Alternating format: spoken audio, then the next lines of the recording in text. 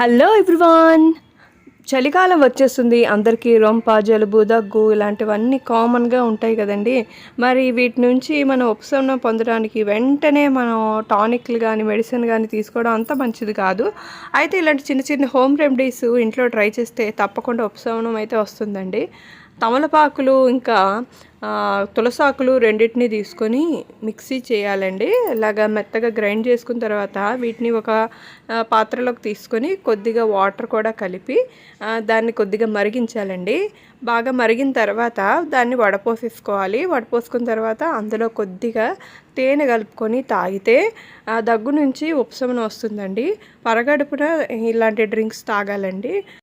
ఈ విధంగా ఒక 3 రోజులు కానీ చేస్తే కఫం అంతా పోతుంది. చాలా ఉపశమనం అయితే వస్తుంది. ఒకసారి ట్రై చేసి చూడండి. For more videos please subscribe.